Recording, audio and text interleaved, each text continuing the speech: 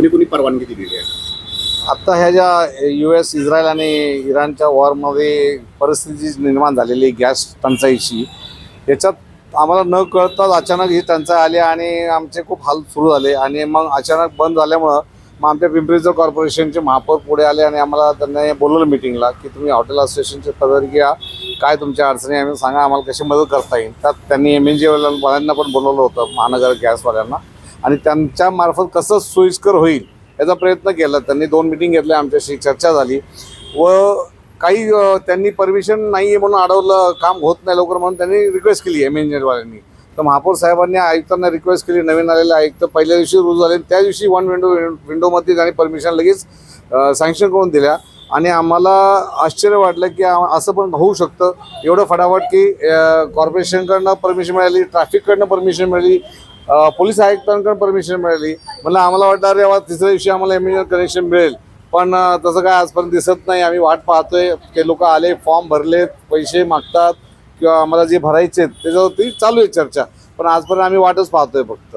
ठीक आहे. तर पाईपलाईन गेल्या आठवड्यातच पडली होती. शहरात कमीत कमी 1800 ते 2000 हॉटेल आहे.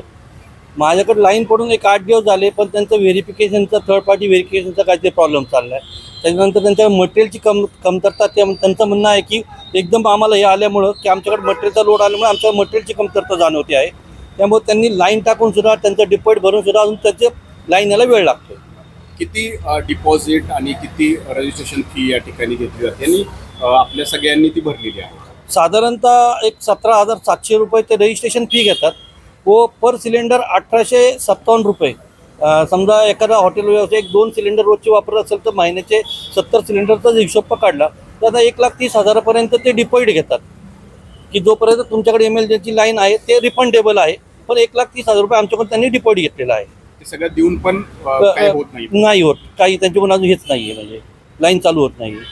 MNGLचा पुरवठा जर सुरळीत नाही झाला किंवा आम्हाला गॅस भेटणं याच्यानंतर फारच बंद झालं तर आम्हाला नाईलाजाच तो कामगार हे कमी करणं व आमच्यावर जेवढे डिपेंडन्सीवाले सप्लायर आहे ते सगळ्यांना कट ऑफ करणे, म्हणजे सगळ्यांचा खर्च कमी करणे, त्याशिवाय आम्हाला कुठला पर्याय उरलेला नाही आहे. कारण दिवसेंदिवस महागाई ही वाढतच चाललेली आहे. त्या हिशोबाने ते मॅच आऊट करणं आम्हाला काय तेवढं जमत नाही. कारण का आज तुम्ही बघा, ब्लॅकने सुद्धा गॅस भेटला तरी तो 6,000 रुपयाच्या दरात जातो. तर मग हे गॅस घ्यायचे किती, लावायचे किती, विकायचं काय, काय काय करायचं काय, म्हणजे आम्हाला प्रश्नचिन्ह पडलेला आहे.